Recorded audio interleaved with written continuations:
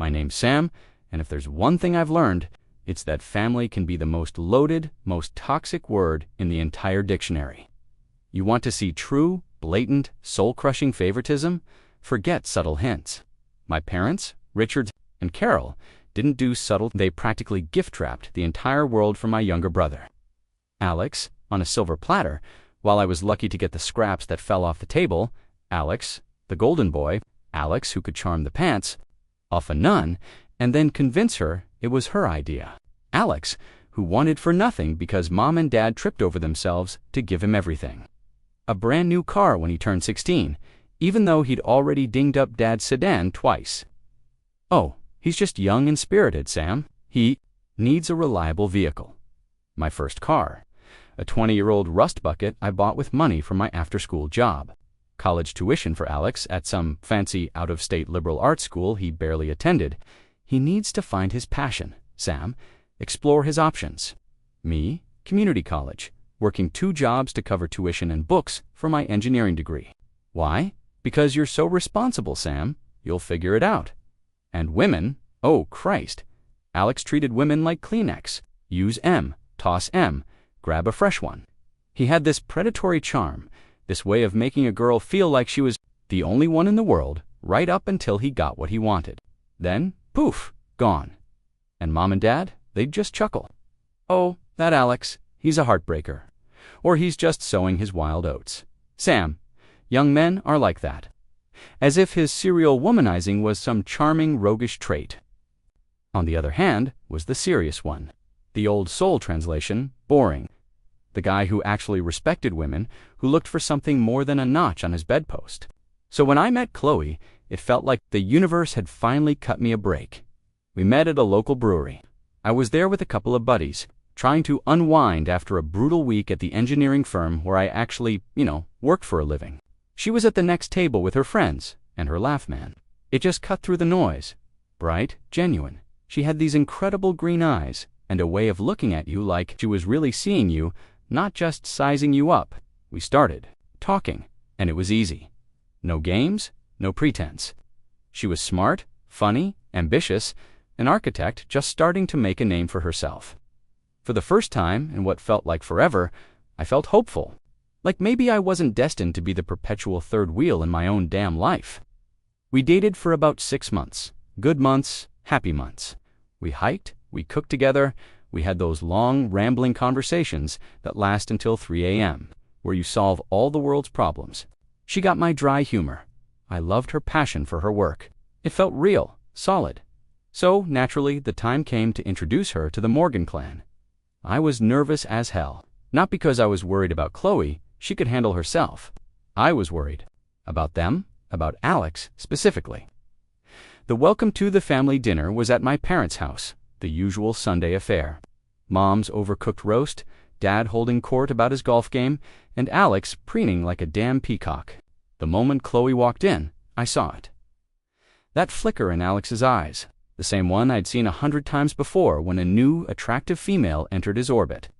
He zeroed in on her like a heat-seeking missile. Well, hello there, he oozed, his hand already reaching for hers. Sam, you've been holding out on us.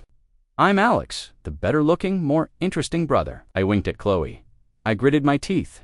Chloe, this is my brother, Alex, and my parents, Carol and Richard. Mom and Dad, of course, were immediately smitten with Alex's wit. Chloe, to her credit, was polite, but didn't seem overly impressed at first. Throughout dinner, Alex laid it on thick. He'd casually drop stories about his mostly fabricated adventures, his important connections, his big plans.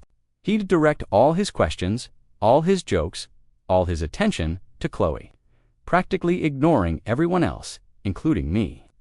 He'd lean in close when she spoke, touch her arm accidentally, his eyes doing that intense, focused thing that I knew was his signature move. I tried to steer the conversation to include Chloe in genuine discussions, but Alex was a master at being a complete jerk, constantly interrupting, turning everything back to himself or some way to impress her. And my parents, oh, they were his damn wingman. Mom kept saying things like, "Oh, Chloe, Alex is so ambitious, isn't he? He's going to go far. And Alex just has this spark, dear. He lights up a room." Dad would chime in with, "Yep, That's my boy. Full of life, knows how to have a good time. They were practically selling him to her right there at the dinner table, with me sitting there like a damn piece of furniture. It was humiliating. I felt this cold knot forming in my stomach. After dinner, while I was helping Mom clear the table, because Alex naturally had an important call to make, I overheard them in the living room. My father, his voice a low conspiratorial rumble, talking to Chloe, Chloe. He was saying, Alex has always had a knack for making things happen. He's a go-getter. A girl like you, smart, ambitious. You need someone who can keep up, someone who can offer you a certain lifestyle. Then Mom's voice, saccharine, sweet Sam, is a good boy, dear, very steady. But Alex has that fire. He knows how to treat a lady, knows how to show her a good time, and frankly, he's in a better position to provide for a family. To give a woman the kind of life she deserves, he has prospects. Prospects. Alex hadn't held a steady job for more than 6 months in his entire adult life. He lived off Mom and Dad, always had some big deal about to come through that never materialized. I was the one with the stable career, the savings account, the 5-year plan. But there they were, my own parents, actively trying to torpedo my relationship and steer Chloe towards my feckless, womanizing brother because he was the golden boy, because he had spark. I wanted to scream. I wanted to storm in there and drag Chloe out, tell my parents to go to hell, but I was frozen. The audacity of it, the sheer blatant cruelty, it was breathtaking. I just stood there in the kitchen doorway, the clatter of plates in my hand drowned out by the roaring in my ears. Over the next few weeks, the campaign intensified.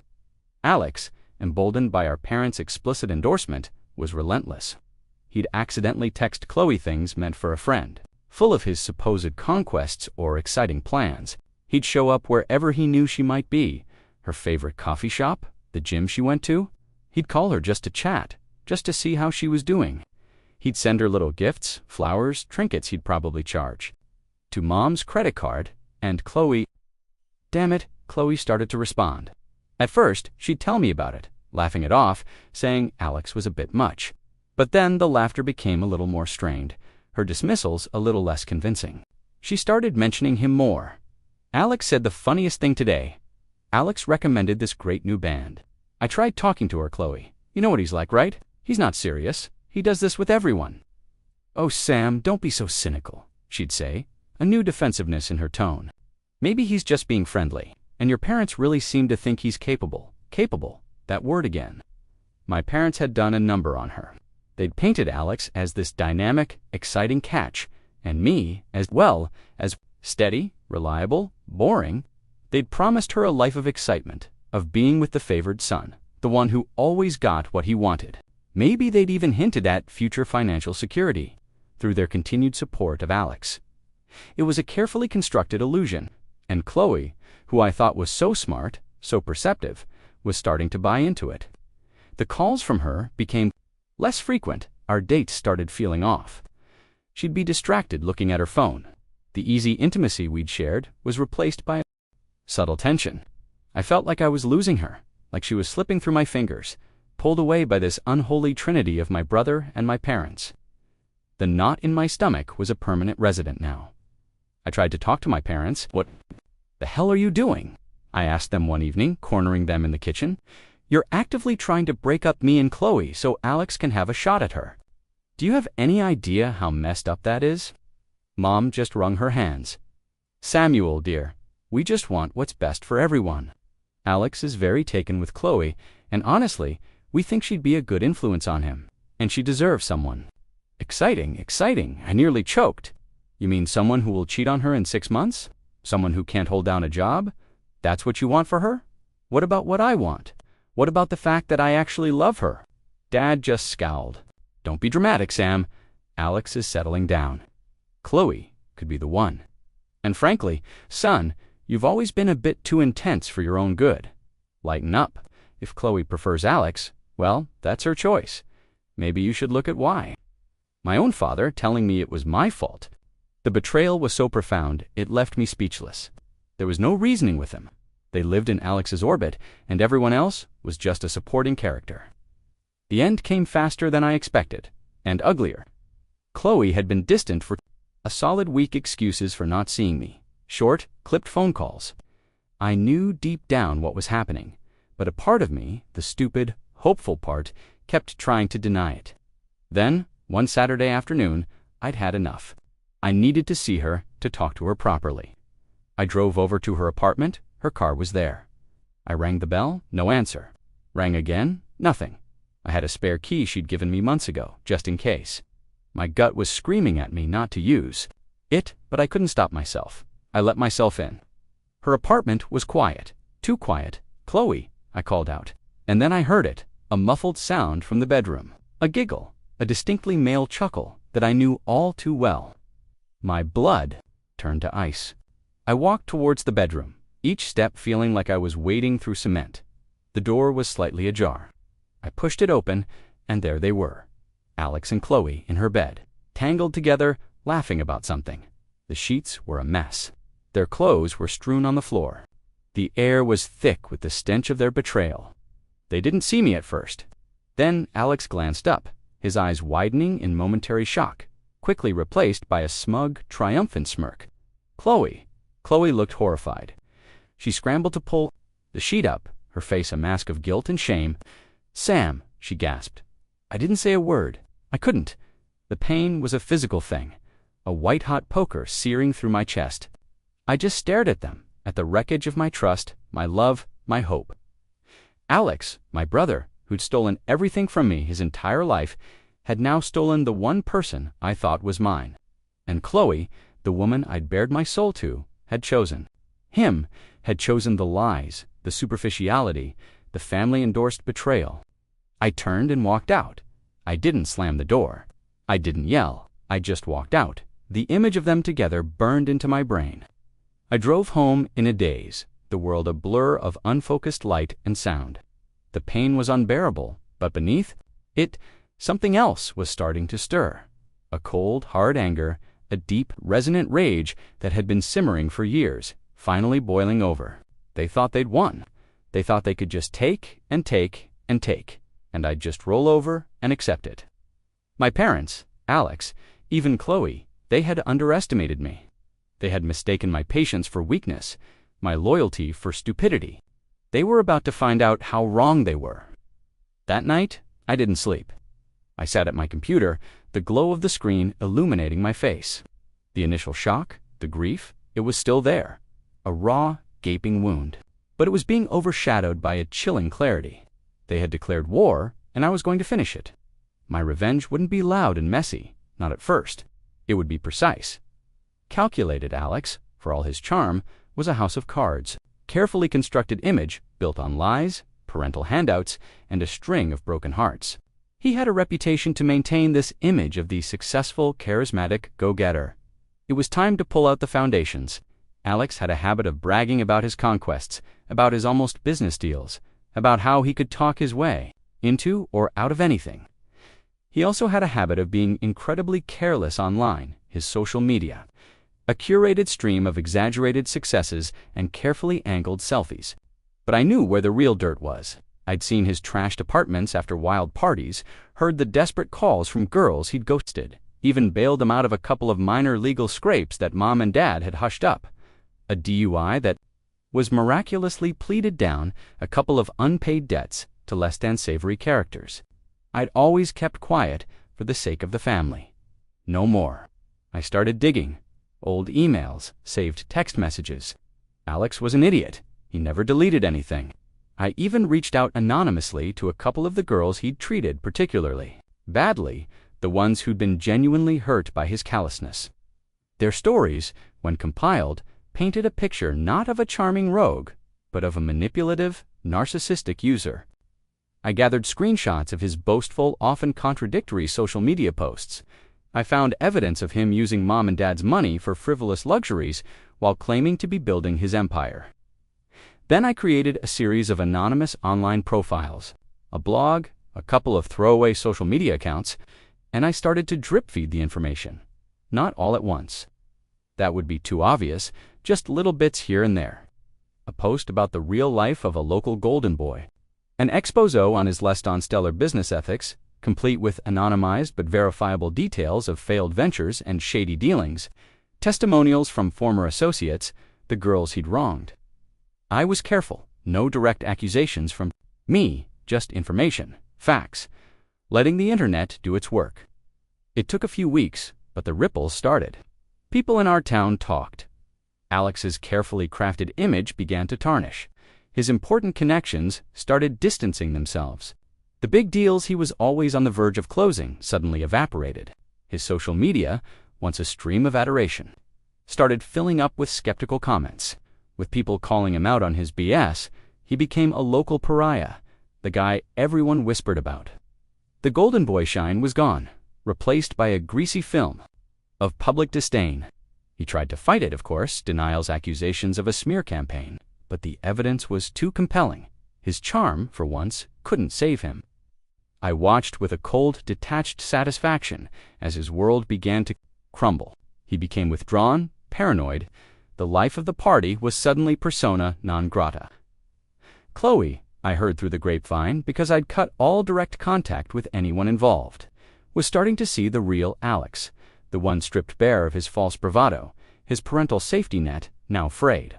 Their whirlwind romance, built on such a rotten foundation, was reportedly already showing cracks. Good, let her enjoy the prize she'd chosen. Next on my list, Mom and Dad, Richard and Carol, the enablers, the architects of so much of my quiet misery. For years, I'd been the responsible one, the steady one, and that extended to finances. After I'd gotten my engineering degree and landed a good job, I'd suddenly, quietly, started helping them out. They'd overextended themselves, keeping Alex afloat, funding his passions. I'd taken over a few of their larger bills, the property taxes on their house, their expensive cable and internet package. I'd even been kicking in a few hundred a month towards their mortgage just to help them out, as Mom would put it. While they continued to bankroll Alex's delusions of grandeur, it wasn't a formal arrangement, just something I did because I was their son. And despite everything, a part of me still felt that familial obligation. That part was now dead and buried. Waited until the end of the month, then I simply stopped the payments. All of them. I didn't call, I didn't write. I just stopped. It took about 2 weeks for the first panic call. Mom, Samuel, is everything all right, dear? The bank called. About the mortgage, they said the payment was missed.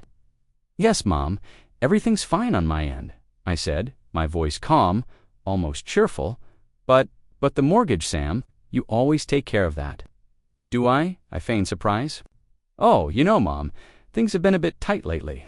Had to reassess my budget. I'm sure you and Dad will figure it out. You always do, especially when it comes to supporting the family. There was a stunned silence on the other end, then sputtering. But we rely on that, Samuel. How could you just stop without telling us? Well, Mom, I said, savoring the moment, you know how it is. Sometimes people just make choices, and we all have to live with the consequences. You wanted Alex to have everything, to be the one who could provide. Now's his chance to step up, isn't it? He's the one with the spark, the prospects. I'm just the steady, boring one, remember, the one who's too intense for his own good. I could hear Dad yelling in the background. Mom started to cry. Samuel, this isn't fair. We're your parents, and Alex is your son, I said. My voice hardening. The one you chose, the one you actively pushed my girlfriend towards. You made your priorities clear, Mom. Now I'm making mine. I hung up. The calls continued, of course. Dad, blustering and threatening. Mom, pleading and crying. Alex, surprisingly, stayed silent, probably too busy dealing with his own imploding life. They tried guilt trips. They tried anger. They tried feigning concern for my well-being. I didn't engage. I let their calls go to voicemail. I read their increasingly desperate texts with a detached amusement. The property taxes were due. The cable was about to be cut off. They were actually going to have to dip into their savings, the ones they'd been preserving for Alex's future. The final act was leaving. I'd been quietly looking for a new apartment for weeks. Found a place across town, smaller, but mine, no ghosts, no memories of family dinners that felt like public humiliation. I packed my things methodically, my books, my clothes, the few sentimental items I actually cared about, an old watch from my other grandfather, Mom's dad, who actually liked me, A couple of framed photos from my college graduation, the ones where I looked genuinely happy before the weight of my family's dysfunction had truly settled on me.